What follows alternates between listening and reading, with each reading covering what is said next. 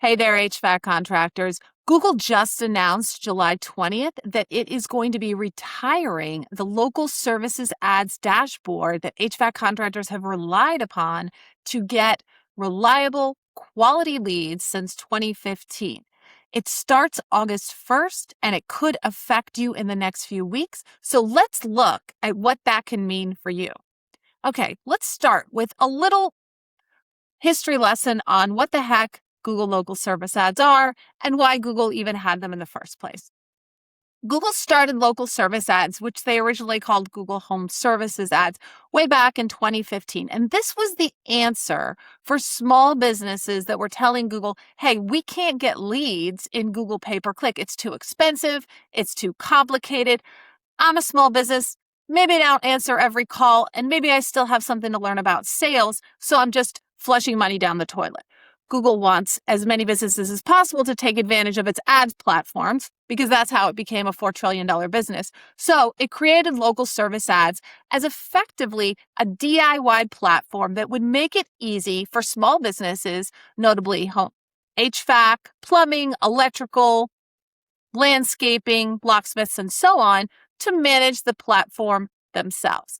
Now, this took off like wildfire, and now it's become table stakes for every HVAC contractor in any local market that wants to advertise at all, because it is very easy and it is very DIY.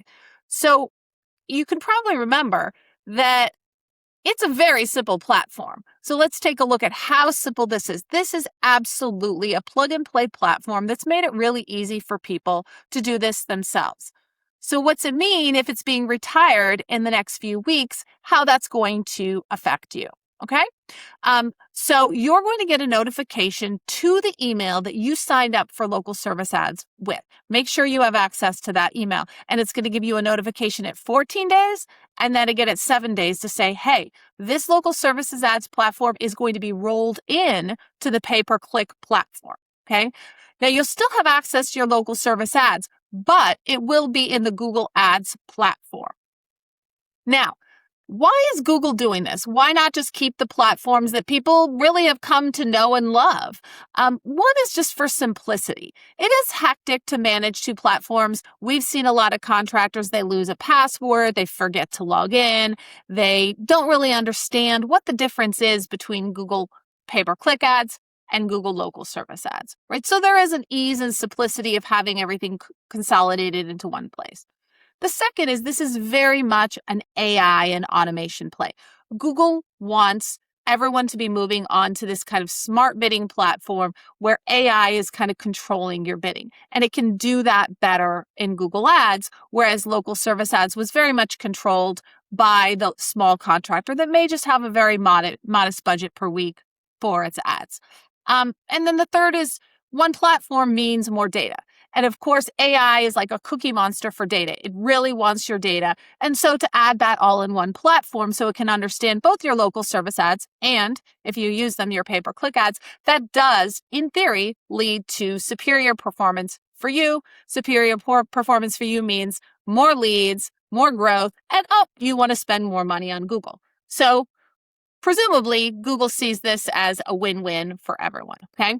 But it does have some risks because there is a value in simplicity, particularly if you're a small contractor under $1 million in revenue and you've been managing this on your own. You know, the great thing about the local service ads platform is you could set it up yourself.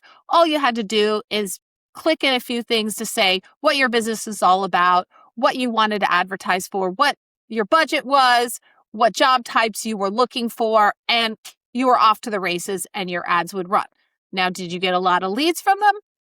Not necessarily, because over the past 11 years, local service ads have become so popular that in any given market, sometimes people don't get a lot of leads from local service ads because it's a very limited pie that Google has to separate out. So whether this was a real driver for your business, maybe, but probably not.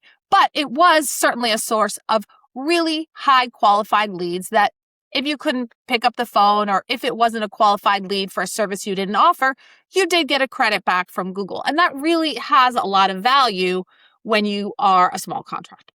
Okay, so that's why the simplicity of the platform really appealed to people.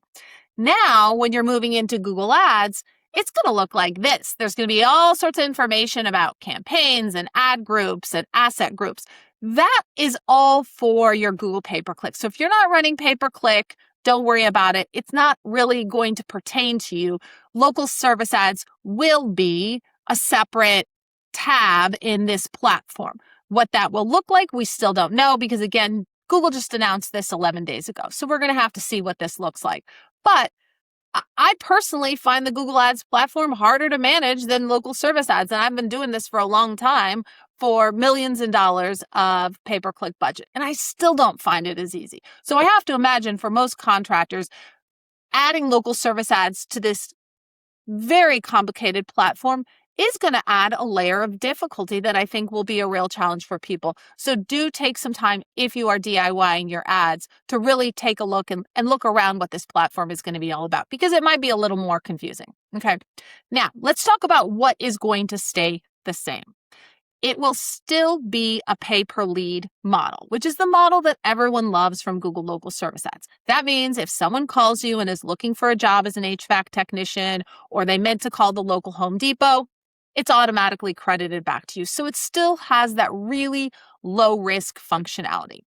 Equally, it's going to appear in the same places. So you'll still see it at the very top above the search bar and integrated at the top of Google Maps. So same placement, really, it won't look very different from them or any different at all from the point of view of the consumer.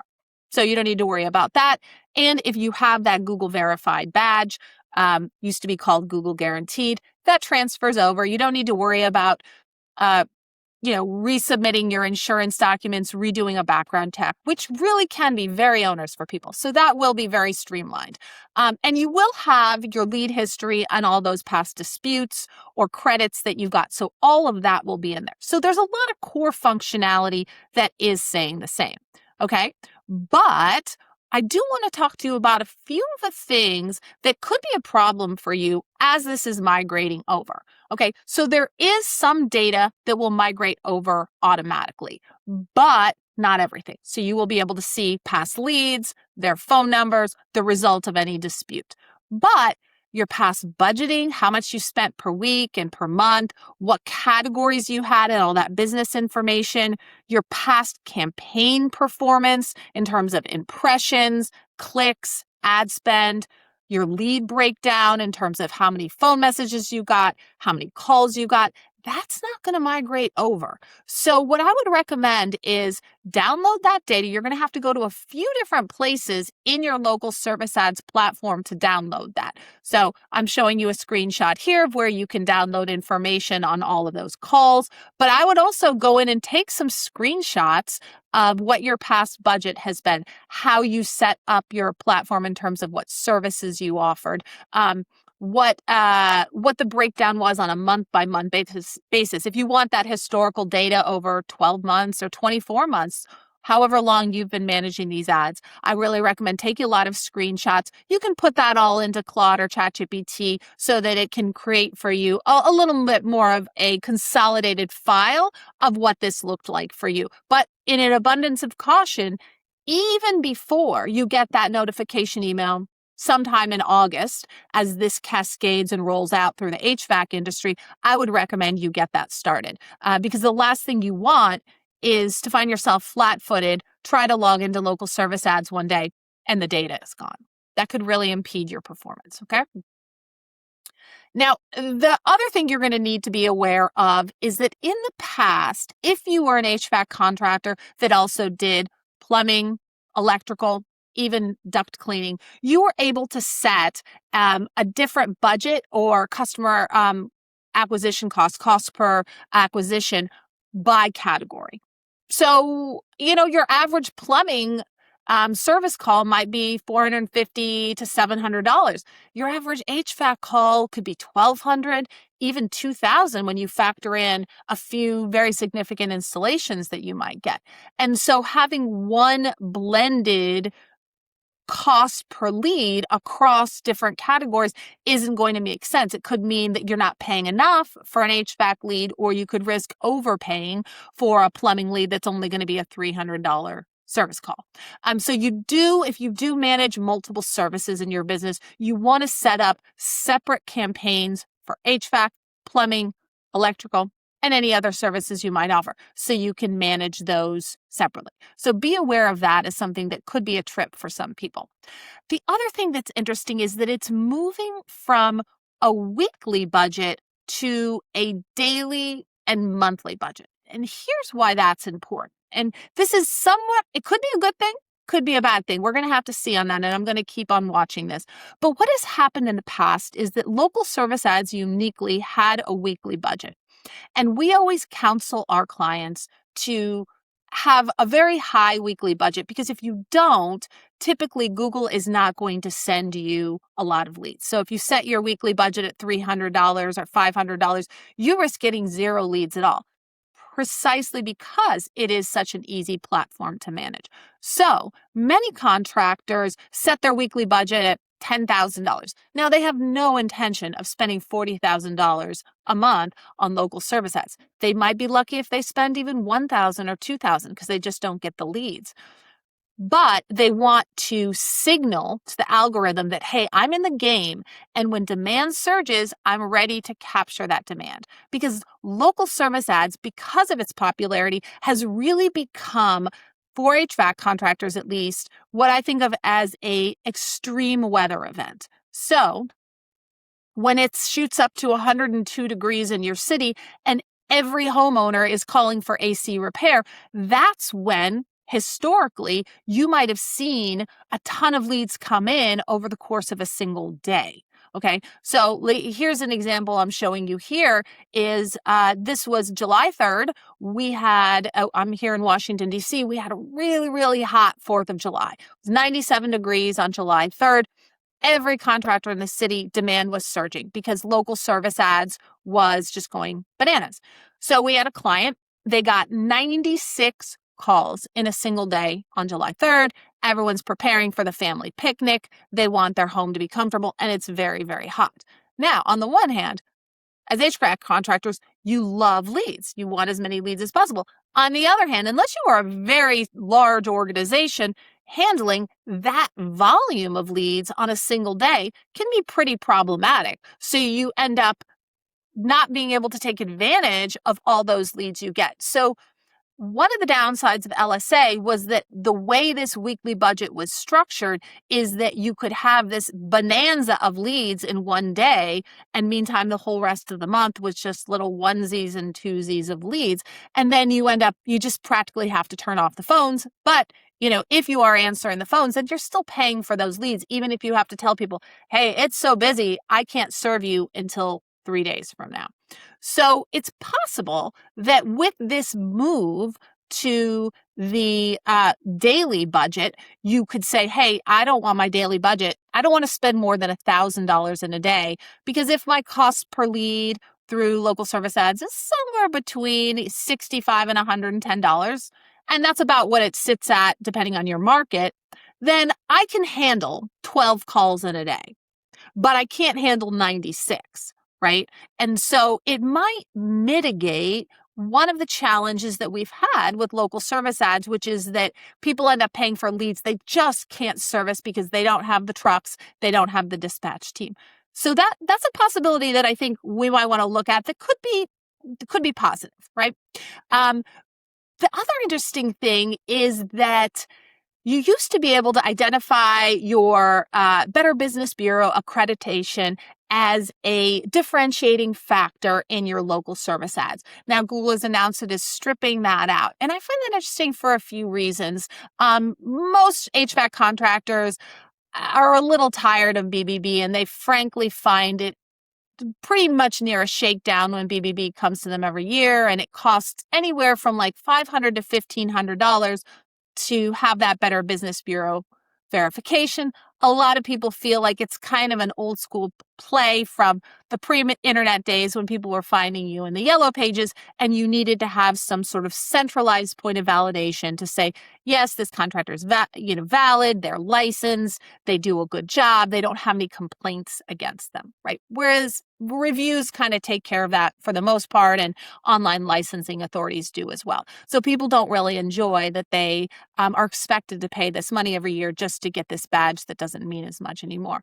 On the other hand, interestingly, AI engines take the Better Business Bureau accreditation or the reviews you have there, or the fact that if you have an A rating, as a strong trust signal that then vaults you to the top when someone's typing in ChatGPT or Gemini, what's the best HVAC contractor in Duluth, whatever.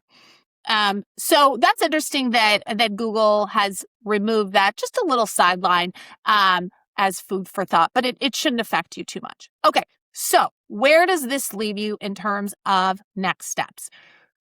This is starting in August, so let's prepare now. First, export, download, take screenshots of as much as you can in your Google Business Profile. Shouldn't take more than 10 minutes. Put it in a file so you have it ready. I would use Claude to summarize it all so you really understand how much I've spent every single month since I first started local service ads. What were the fluctuations? What were my impressions? You can build some beautiful graphs that way. Just keep that. Also, if you're running multiple services, just do a quick audit. Make sure you understand how that's going to migrate over. The third point is make sure your Google Business Profile is a strong reflection and an accurate reflection of the services you offer, your address, your phone number, all the different products you offer, everything. Because the new platform is going to be pulling in from that information and syncing directly. So it's always been a best practice to keep your Google Business Profile optimized. That's more true than ever, and it will really ensure that you get the best results possible from this kind of local service ads 2.0 framework. Okay. And then Google has advised us that there could be some fluctuations over the first 2 weeks of this migration. So I encourage you to really be looking every single day at how my performance is going. Am I getting leads? What's my cost per lead? You may find that there is a little bit of disruption. And frankly, I'm a little surprised that Google is rolling this out for HVAC, plumbing, and electrical in August, particularly for HVAC, because this is a busy season for people, and people cannot afford to have, during one of their most important months of the year, a disruption where they may not be getting as many leads. Okay, so this is forewarned is forearmed. This is just to give you an idea of what you might expect. If you have more questions, by all means, book a strategy session with us. Get on our calendar. It's on our website. You can click the link below. We'll be happy to run you through if you have any concerns, or if you're just wondering, is Google Local Service Ads right for me? Should I be moving to pay-per-click? What's the benefits of different platforms in terms of how I generate leads for my business? Hope this was helpful and look forward to talking to you soon.